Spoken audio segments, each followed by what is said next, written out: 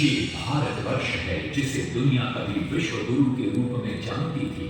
इसी भारतवर्ष का एक महत्वपूर्ण राज्य है ओडिशा। प्राचीन काल में ये कलिंग के नाम से विख्यात था। सूर्य की पहली किरण इसी प्रदेश के एक कोण पर पड़ती है। इसी स्थान पर कभी संसार का सबसे भव्य और विशाल सूर्य मंदिर बनवाया गया था। तो कलिंग की पहचानो, हे कोणार्क, इतिहास का स्वाभिमान हो, हे कोणार्क, क्रांति के मुख्य द्वार मुझे कला शास्त्र के दिव्य जल पत्थर में विश्व गुरु भारत के गौरव, आज दया के पात्र हो क्यों कोणार्क, कोणार्क, कोणार्क, कोणार्क। सैकड़ों साल पहले की बात है। पुरातात्विक दस्तावेज के तौर पर संग्रहित पुस्तक मादला पांजी और बाया चकड़ा में उल्लेख है कि 13वीं सदी में गंगवंश के राजा लांगुला नरसिंहदेव ने इस सूर्य मंदिर का निर्माण करवाया था। नरसिंहदेव युद्ध में बड़े कुलीन और शक्तिशाली थे और मात्र 18 साल की उम्र में वे अपने पिता राजा अनंग भीम देव की विशाल सेना के प्रधान सेनापति नियुक्त कर दिए गए थे।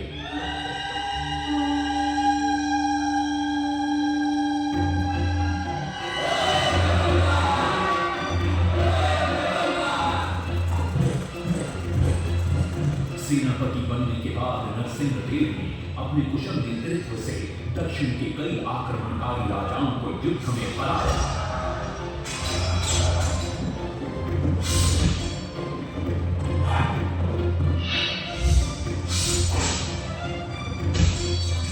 और उनके राजकोष पर कब्जा कर लिया।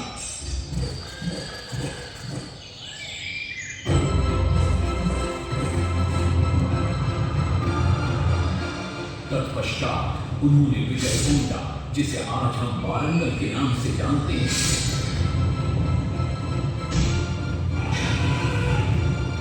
के काकतीय वंश के राजा गणपति को परास्त किया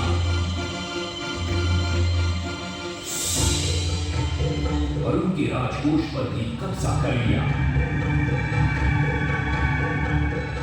3 वर्षों निरंतर युद्ध के पश्चात जब वे बहुत सारी धन संपदा लेकर कलिंग लौटे तो राजमहल में उनका भव्य स्वागत हुआ।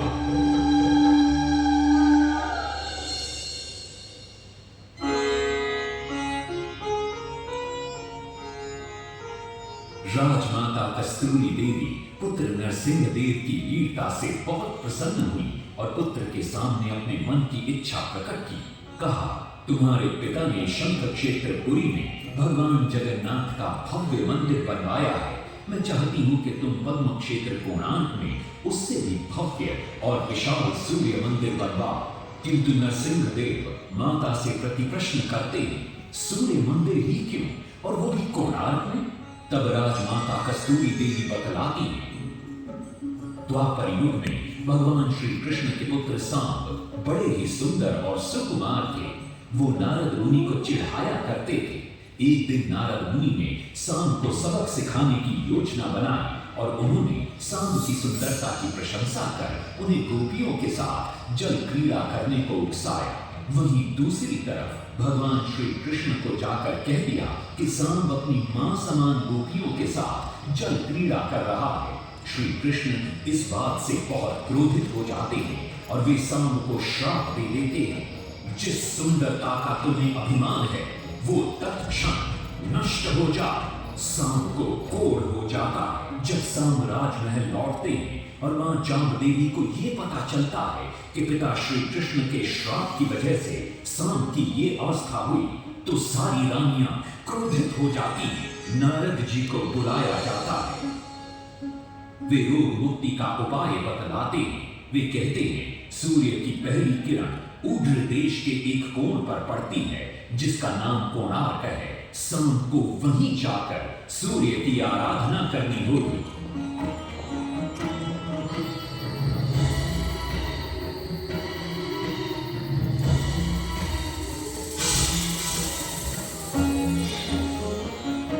बहुत ही लंबी और कठिन यात्रा के पश्चात शाम अपने सैनिकों और सेवकों के साथ कोणार्क की चंद्रभागा नदी के तट पर पहुंचते हैं और नित्य प्रातः स्नान के बाद सूर्य की आराधना आरंभ करते हैं।